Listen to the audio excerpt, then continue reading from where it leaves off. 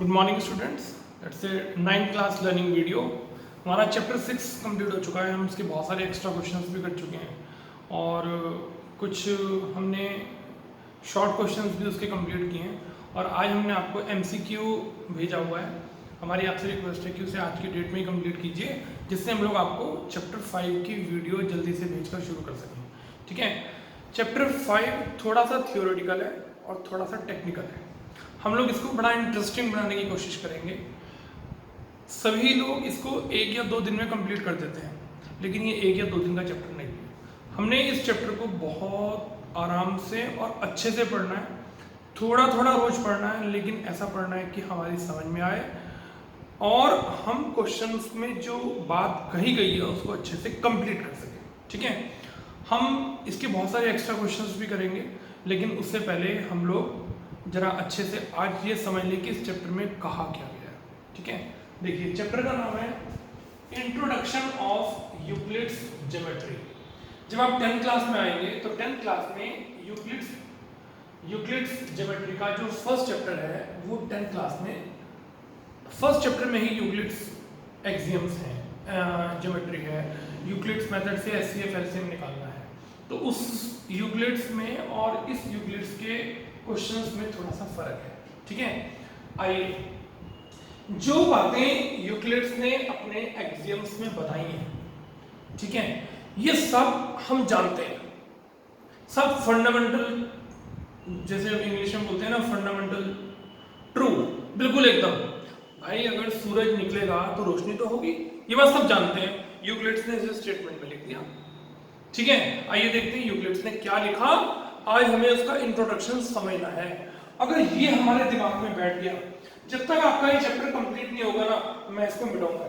ये ऐसा कैसा ही लिखा रहेगा। ठीक है, ये ऐसा कैसा ही लिखा रहेगा जब तक आपका चैप्टर कंप्लीट नहीं होगा।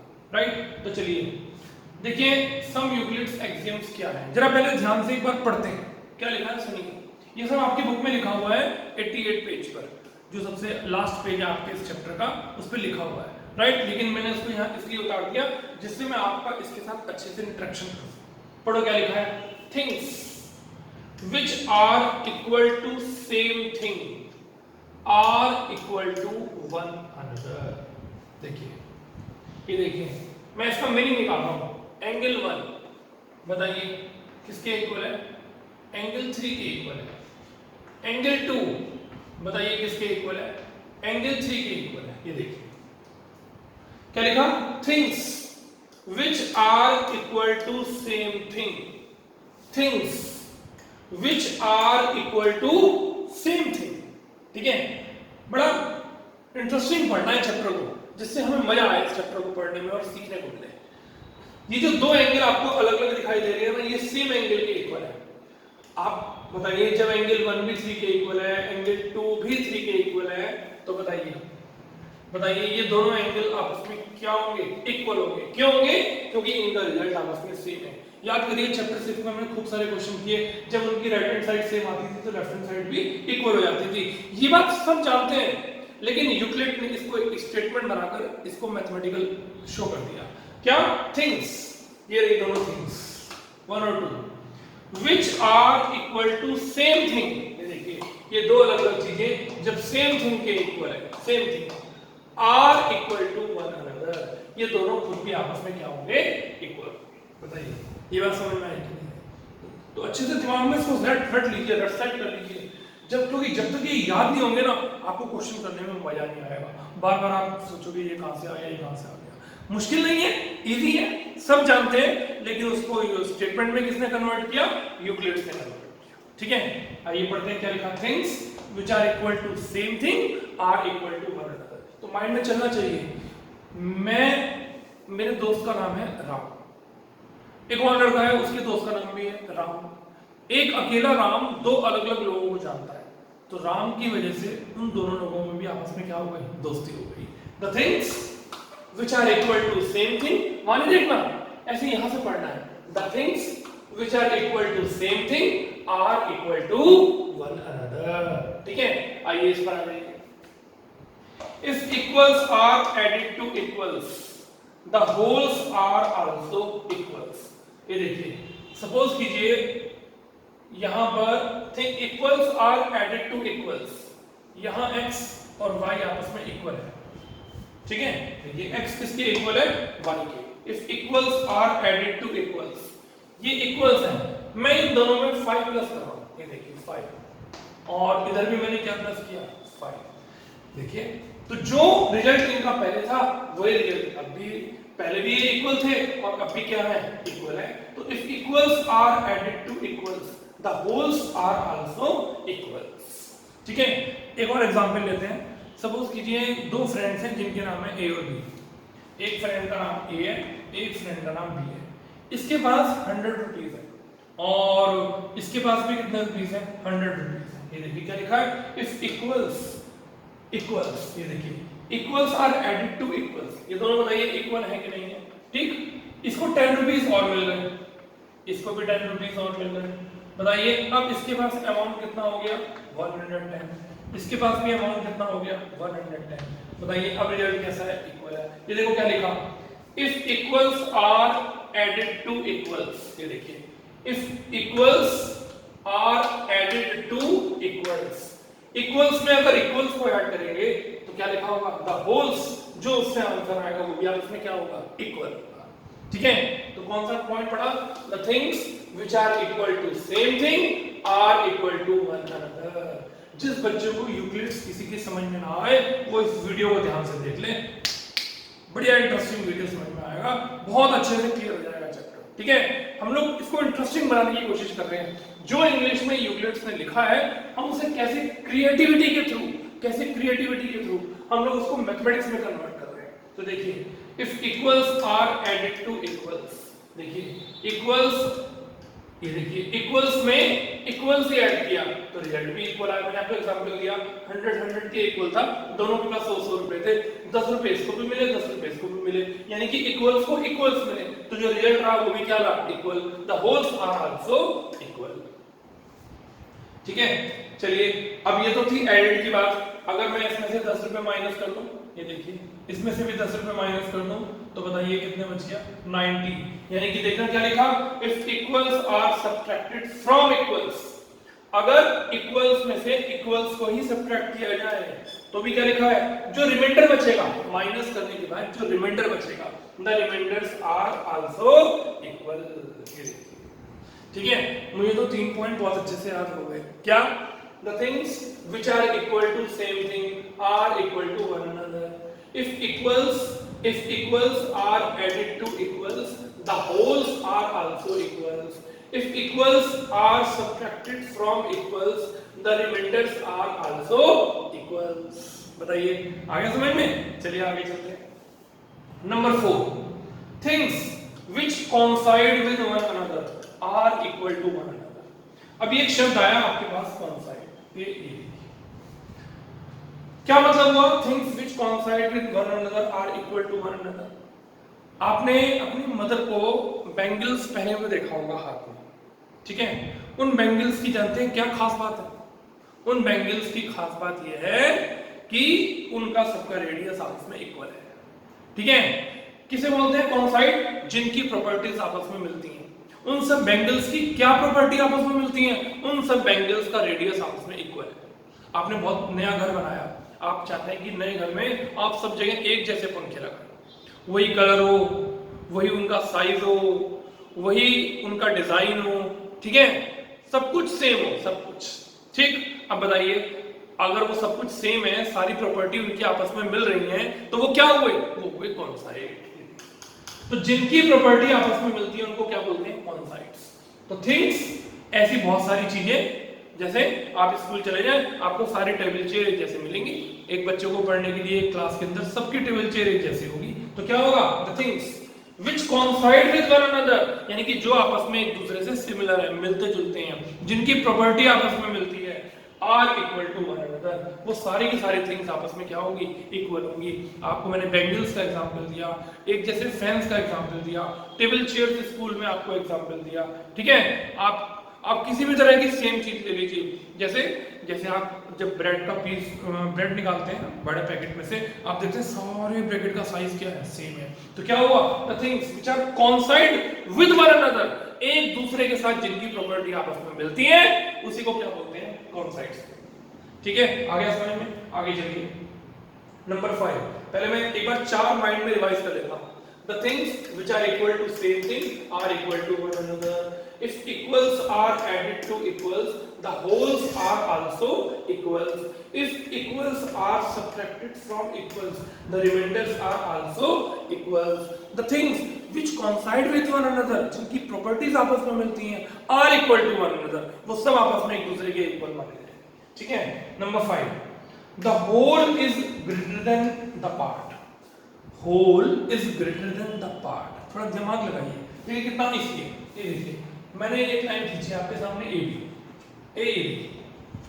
बी लाइन खींची। सपोज कीजिए ये ए बी लाइन 5 सेंटीमीटर की है।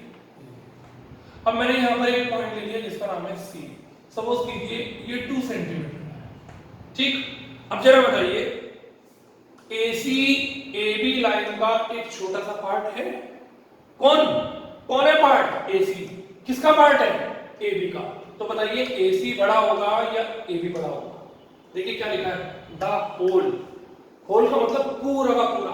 AB क्या लिखा, इज ग्रेटर देन क्या लिखा, द पार्ट। अपने पार्ट से होल हमेशा क्या होता है, बड़ा होता है। अगर ये 5 सेंटीमीटर की लाइन है और 2 सेंटीमीटर की लाइन इस AB का ये छोटा सा पार्ट है, तो कौन बड़ा होगा? जिसका ये पार्ट है, यानी कि कौन सी line, AB। The AB is greater than AC because AC is the small part of AB। ठीक है, अभी देखिए मेरे हाथ में एक खूब बड़ी सी चौक है, ये देखिए खूब बड़ी सी चौक, राइट। अब मैं इस चौक का एक छोटा सा पीस काट लेता हूँ। ये देखिए मैंने छोटा सा पीस काट लिया। तो ये जो छोटा सा पीस जिस चौक का था, ये छोटा सा पीस इस बड़ी सी चौक का था। ठीक, तो ये छोटा सा पीस छोटा होगा और ये बड़ा पीस क्या होगा, बड़ा होगा। The whole is greater than this part. Whole पूरा का पूरा कंप्लीट पार्ट अपने छोटे पार्ट से हमेशा क्या होता है, बड़ा होता है। बताइए बात समझ में आ गई कि नहीं आ गई? द होल पूरी AB line is greater than its part. कितने पॉइंट डिस्कस कर लिए हमने 5 पॉइंट डिस्कस कर लिए। ठीक है, आइए इसको मन में रिवाइज करके आपको समझाते वाकई में मुझे भी अच्छे से याद हो गए। आइए रिवाइज करते हैं। The things which are equal to same thing are equal to one another. If equals are added to equals, the wholes are also equals. If equals are subtracted from equals, the remainders are also equals. The things which coincide with one another, जिनकी properties सबकी आपस में मिलती जुलती हैं, वो सारी वस्तुएं, थिंग्स, चीजें भी आपस में क्या होती हैं, इक्वल होती हैं। और हमने अभी भी एक पॉइंट पढ़ा, the whole is greater than its part. ये पूरा का पूरा होल अपने छोटे से पार्ट से हमेशा क्या होगा, बड़ा होगा। देख लीजिए 2 सेंटीमीटर 5 का एक छोटा सा पार्ट है, तो 5 सेंटीमीटर बड़ा है और 2 छोटा है। ठीक है, आगे चलते हैं, नंबर 6 पर आते हैं। Things which are double of same thing are equal to one another। याद करिए हमने आपको वीडियो में लाइव पढ़ाते समय 2-3 क्वेश्चंस कराए थे और वैसे भी चैप्टर में खूब सारे क्वेश्चंस कराए थे। क्या, समझिए ध्यान से। देखिए सपोज कीजिए एंगल 1 एंगल 2 के इक्वल है। ठीक है, देखो क्या लिखा, things which are double of same thing। बताइए सेम थिंग है कि नहीं है? अब मैं इनका डबल कर रहा हूं। क्या कर रहा हूं, डबल। तो एंगल 1 का और एंगल 2 का डबल कर दिया। ठीक, तो जब ये दोनों एंगल आपस में इक्वल है, तो बताइए ये दोनों का डबल पार्ट भी आपस में क्या होगा, इक्वल होगा। सपोज कीजिए x किसके इक्वल है, y के इक्वल है। देखिए x इक्वल है y के, ये देखिए। तो अगर मैं इसका डबल कर दूंगा दोनों तरफ, देखिए तो इनका जो डबल पार्ट होगा वो भी आपस में क्या होगा, डबल होगा। ठीक, कैसे, एग्जाम्पल से समझते हैं। ये देखिए एग्जाम्पल से समझते हैं। सपोज कीजिए एक पर्सन है A और एक पर्सन है B, राइट। इसके पास 20 रुपीज है, इसके पास भी कितने रुपीज है, 20। ये देखिए दोनों के पास इक्वल अमाउंट है। अब मैंने क्या किया, इसका डबल कर दिया, इसी यानी कि 20 रुपए और दे दिए, तो 20 का डबल हो गया। और यहाँ पर भी 20 का क्या हो गया, डबल हो गया। तो बताइए क्या रिजल्ट मिला, 40। देखिए 40 रिजल्ट मिला, राइट। देखिए क्या क्या स्टेटमेंट था, the things which are double of same thing. The things, ये थिंग्स, कौन से things, which are double of same thing की जो डबल होंगी, are equal to one another, वो खुद भी आपस में एक दूसरे के क्या होंगे, इक्वल होंगे। ठीक, अब देखिए इसका अगला statement, things which are half of the same thing, half जो जो सेम थिंग का हाफ होगी, जैसे यहाँ आपने डबल किया था, अब आप डबल की बजाय क्या कर दीजिए, ऐसे हाफ कर दीजिए। ठीक, तो जो इनका रिजल्ट आएगा वो भी आपस में क्या होगा, इक्वल होगा। सपोज कीजिए इसके पास 20 रुपीज थे, अब आपने इस 20 रुपीज का क्या कर दिया, 20 का हाफ कर दिया, और यहाँ पर भी 20 का क्या कर दिया, हाफ, तो कितना आया 10, यहाँ पर भी कितना आया 10। तो जो रिजल्ट इक्वल था, जब उनका आप आधा करेंगे तो दोनों का सेम आधा होगा, तो उनका वो रिजल्ट भी आपस में क्या होगा, इक्वल होगा। साइलेंटली ये बातें सब जानते हैं सब, लेकिन इसको मैथमेटिकल इसमें कन्वर्ट करके एक चैप्टर बना दिया, किसने बना दिया, यूक्लिड्स ने बना दिया। कितना इंटरेस्टिंग बात सबके मन में रहती है, भाई सूरज निकला तो रोशनी आएगी, ठीक है, सूरज डूब गया तो अंधेरा हो जाएगा, ये बात सब जानते हैं, फंडामेंटल ट्रू है ये सारी चीजें, ट्रूथ है, फंडामेंटल ट्रूथ, लेकिन उनको एक मैथमेटिकल कन्वर्ट किसने दिया, यूक्लिड्स ने दिया। पहला नियम, things which are equal to same thing are equal to one another. ठीक, if equals are added to equals the wholes are also equal, if equals are subtracted from equals the remainders are also equals, the things which coincide with one another, वो सारी की सारी चीजें, जैसे कुर्सी के ऊपर बहुत सारी कुर्सियां रखी रहती है ना, सबके साइज सेम है, उनकी प्रॉपर्टी आपस में मिलती है, तो coincide, the things which coincide with one another are equal to one another, ठीक है। the whole is greater than its part, पूरा ए बी लाइन अपने छोटे पार्ट ए से हमेशा क्या होगा, बड़ा होगा, ठीक है। Things which are double of same thing, अगर आप डबल कर देंगे, the things which are double of same thing, अगर सेम थिंग का डबल करेंगे तो वो भी आपस में एक दूसरे के इक्वल होगा। और अगला क्या है, the things which are half of the same thing, यहाँ डबल था और यहाँ पर क्या है, half of the same thing are equal to one. तो अगर दो पार्ट इक्वल है तो उनके आधे भी इक्वल होंगे, और अगर वो खुद आपस में इक्वल है तो उनके डबल भी क्या होंगे, इक्वल होंगे, ठीक है, समझ में आ गया। चलिए ये थे कुछ एग्जाम्स यूक्लिड्स ने बताए फंडामेंटल, राइट। अब हम इनके पोस्टुलेट्स पढ़ रहे हैं। पोस्टुलेट्स किसको बोलते हैं, जो यूक्लिड ने जितने भी हमारे पास स्टेटमेंट होते हैं उनके अंदर कितनी सच्चाई है, वो थ्योरम्स, वो फॉर्मूलेज, उसने यूक्लिड्स ने क्या नाम दिया उसको, पोस्टुलेट्स। आइए इसके बारे में डिस्कस करते हैं। ध्यान से समझिएगा, आप अगर वीडियो देखेंगे बहुत अच्छे से कंप्लीट, तो ना आपको देखते देखते ही याद हो जाएगा, मुझे तो सारे एकदम पक्का याद हो जाएगा, ठीक, सीरियली याद हो जाएगा इनका, सीरियली। अच्छा चलिए, यूक्लिड्स पोस्टुलेट्स ध्यान से पढ़ते हैं क्या लिखा हुआ है, अभी मैं भी आपके साथ ही पढ़ रहा हूँ। ए स्ट्रेट लाइन में B drawn from any one point to other point, ये रहा देखिए वन पॉइंट ए, और ये रहा दूसरा पॉइंट। जब मैं इन दोनों को ज्वाइन करूंगा तो बताइए कैसी लाइन आएगी, कैसी लाइन आएगी, स्ट्रेट लाइन आएगी। क्या ऐसे घूम के जाना पड़ेगा ना, जो घूम के जाता है उसको कर्व बोलते हैं, क्या बोलते हैं, कर्व।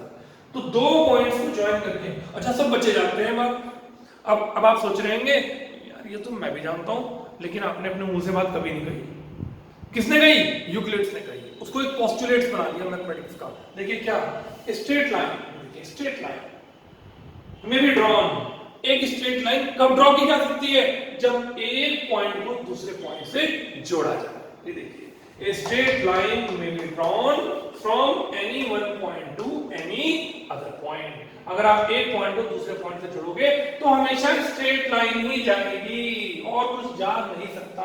आप ए को बी से ज्वाइन करोगे तो हमेशा स्ट्रेट लाइन जाएगी। तो याद हो गया, a straight line may be drawn from any one point to any other point। अगला पढ़ते हैं, a terminated line can be produced indefinitely। indefinitely, ये देखिए, ये रही एक लाइन जिसका नाम क्या है, AB। क्या लिखा हुआ है जरा पढ़िए, a terminated line can be produced indefinitely, कोई लिमिट नहीं है। ये देखिए, आप इस AB लाइन को आगे तक जितना मर्जी प्रोड्यूस कर दीजिए, जितना मर्जी। ये देखिए C पॉइंट आ गया, इसको पीछे की तरफ प्रोड्यूस कर दीजिए, ये देखिए। अच्छा कोई लिमिट है, कोई लिमिट नहीं है, इनडेफिनेटली जितना मर्जी आप इसको नीचे नीचे रखिए, आपकी मर्जी है। तो टर्मिनेटेड लाइन को कितना भी प्रोड्यूस कर सकते हैं, कितना भी, इनडेफिनेटली कितना भी प्रोड्यूस कर सकते हैं, दूर तक जितना आपकी इच्छा करे। तो टर्मिनेटेड लाइन लेफ्ट में भी प्रोड्यूस हो सकती है, राइट साइड में भी प्रोड्यूस हो सकती है, ठीक है, दोनों तरफ भी प्रोड्यूस हो सकती है। तो नंबर 1 हमने क्या पढ़ा, a straight line may be drawn from one point to another point. A terminated line can be drawn indefinitely. आप इसको जितना मर्जी चाहो बढ़ा सकते हो, जितना मर्जी, कोई लिमिटेशन नहीं है, आपकी जितना इच्छा हो आप इसको प्रोड्यूस कर सकते हो। चलिए, इस circle can be drawn with any centre and any radius. ये देखिए मैंने एक सर्किल का सेंटर लिया और कोई भी रेडियस कंपास में लिया और एक सर्किल बना दिया। ठीक, ये देखो कितना बड़ा बनाया, अब मैंने बहुत छोटा सा बना दिया। ये देखिए अब और छोटा सा बना दिया, और देखिए अब मैंने इसे इससे भी बड़ा बना दिया। ये देखिए खूब बड़ा सा बना दिया। ये देखिए, तो क्या लिखा, इस circle can be drawn with any centre and any radius. कोई जरूरी नहीं है कि हमेशा आप रेडियस 5 लो। अब बच्चे सोच रहे होंगे ये तो हम भी जानते हैं, मैं जितना रेडियस चाहिए होगा ले लेंगे। यही बात तो यूक्लिड्स ने बताई, इसी बात पे तो एक मैथमेटिक्स तैयार हो गई। किसी भी सर्किल को किसी भी सेंटर से बनाया जा सकता है, एनी सेंटर, और उसका रेडियस जो आपकी इच्छा करे।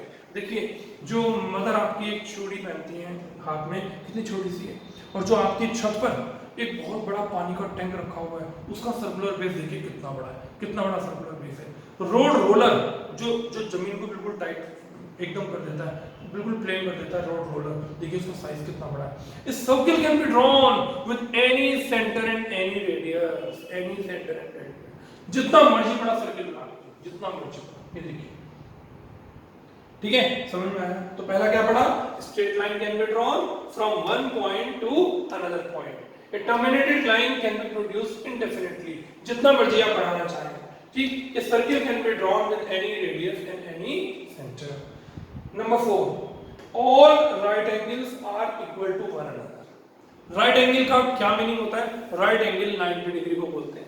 सपोज कीजिए आपने यहाँ पर एक परपेंडिकुलर बनाया, इस AB के परपेंडिकुलर आपने ये लाइन बनाई, तो यहाँ एंगल कितने डिग्री का बना? 90 का। आपने यहाँ पर एक और परपेंडिकुलर बना दिया, ठीक, ये देखिए, और यहाँ पर भी एंगल कितने का बना? 90 डिग्री का। जितने भी राइट एंगल होते हैं सब हमेशा आपस में एक दूसरे के इक्वल होते हैं। ये नहीं है कि ये परपेंडिकुलर इस पॉइंट पे तो ये एंगल 90 का कुछ और होगा, ये एंगल ना, दोनों का मैग्नीट्यूड सेम होगा। All right angles are equal to one another. ये देखिए मैंने यहाँ पर एक और लाइन बना दी, इसका नाम xy, यहाँ भी 90 बना, यहाँ भी 90 बना, यहाँ भी 90 बना, जहाँ, और ये देखिए इसको प्रोड्यूस करें तो यहाँ भी 90 बना, इसे इधर प्रोड्यूस करें तो यहाँ भी 90 बना, सारे एंगल 90, और ये सारे 90 डिग्री के एंगल हमेशा एक दूसरे के क्या होते हैं? इक्वल होते हैं। ठीक है, ये नहीं कि ये 90 कोई और है, ये 90 कोई और है, ना, ऐसा नहीं है। All right angles are equal to one. तो कितने 4 पॉइंट हमने अच्छे से पढ़ लिए, एक बार रिवाइज कर लेते हैं। Straight line can be drawn from one point to another, a terminated line can be produced indefinitely, जो आपकी इच्छा करे। A circle can be drawn from any centre and any radius, ठीक है, और all right angles are equal to one. ठीक, मुझे तो ये 7 पॉइंट भी याद हो गए फटाफट, और मुझे तो ये 4 भी याद हो गए। ठीक, अगर आपको भी याद हो जाए ना, तो ये वीडियो जब आप देख चुके हो तो जरूर व्हाट्सएप पे बताइएगा, कमेंट दीजिएगा कि सर आज बढ़िया ये पोस्टुलेट समझ में आ गए। ठीक है, जिससे हमें लगेगा कि हम आगे का जो है उसका टेक्निक क्या यूज करें जिससे आपको और अच्छा समझ में आए। चैप्टर को खूब इंटरेस्टिंग बनाना है, जल्दबाजी नहीं करनी है, ये यहाँ से कर दो, यहाँ से, ऐसा नहीं, आराम से इसको अच्छे से समझना है।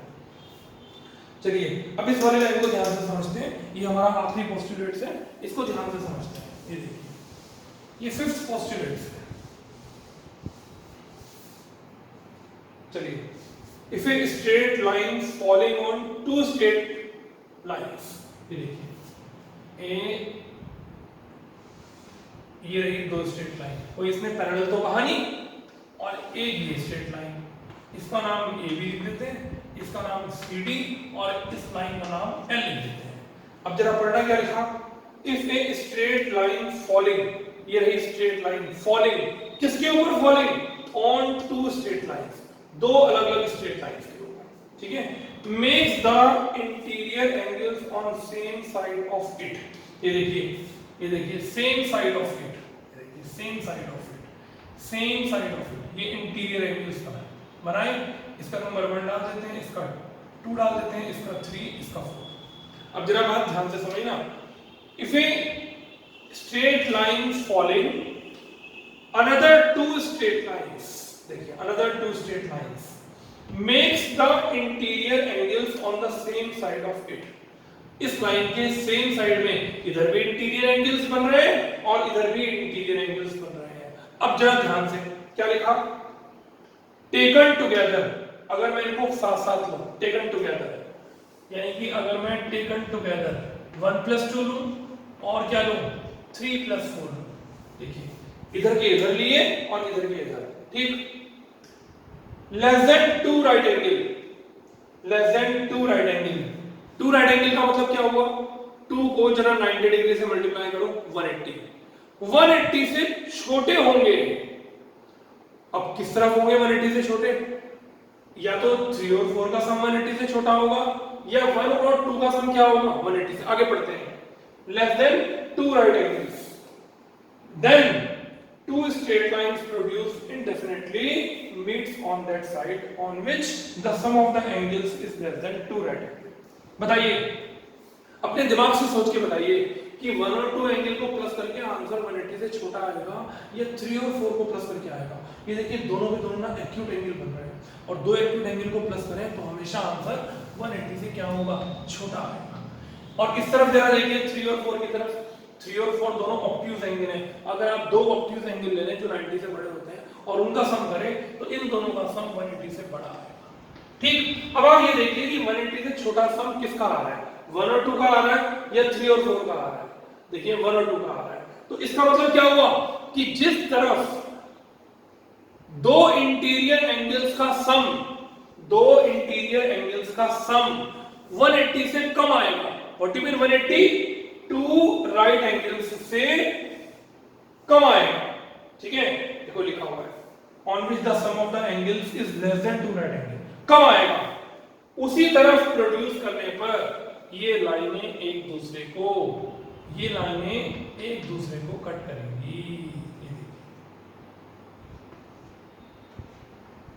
ये उसी तरफ प्रोड्यूस करने पर कट करेंगी जिस तरफ 180 से। अच्छा इधर करके देखना, ये देखो लाइन कहां जा रही है, ये देखो लाइन कहां जा रही है, ये तो कहीं प्रोड्यूस मीट करेंगी ही नहीं, तो किस तरफ मीट करेंगी, जिस तरफ इंटीरियर एंगल्स का सम 180 से छोटा होगा। मुझे तो याद हो गया, देखिए कैसे, if a straight line falling, another 2 straight lines AB and CD, another 2 straight line makes interior angles on the same side of it, देखिए इधर भी इंटीरियर एंगल्स बन रहे हैं, इधर भी इंटीरियर एंगल्स बन रहे हैं, same side of it, taken together, अगर मैं इन दोनों का सम करूं एक साथ करूं, taken together less than 2 right angles, less than 2 right angles, यानी कि जिनका सम 180 से छोटा होगा, then straight line produced indefinitely meet on that side,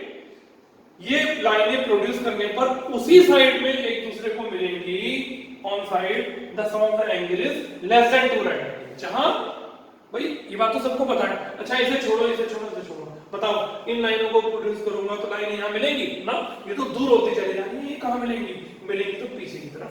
ये बात सब जानते थे, लेकिन देखा आपने कैसा इंटरेस्टिंग पोस्टुलेट बनाकर यूक्लिड ने आपको समझाया, ठीक।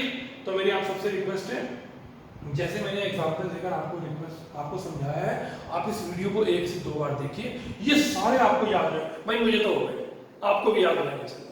देखते हैं नेक्स्ट वीडियो में जब हम इस चैप्टर को आगे प्रोड्यूस करेंगे तो कितने बच्चों को ये इंट्रोडक्शन और ये पोस्टुलेट्स अच्छे से याद हो जाएगा, ठीक, समझ में आ गया। जिस तरफ इंटीरियर एंगल्स का सम 180 से छोटा होगा उसी तरफ प्रोड्यूस करने पर लाइनें एक दूसरे को मिलेंगी, और जिस तरफ 180 से बड़ा होगा उस तरफ लाइनें एक दूसरे को नहीं मिलेंगी। ये बात इंग्लिश में पोस्टुलेट्स बनाकर यूक्लिड ने हमें समझाया, ठीक। थैंक यू वेरी मच, आप इसको अच्छे से रिवाइज करिए। हमारा चैप्टर 5 आज शुरू हो गया है, जब तक चैप्टर 5 चलता रहेगा ये पोस्टुलेट्स लिखे रहेंगे और हम यहाँ पर क्वेश्चन करते रहेंगे, ठीक है। Thank you very much, have a good day.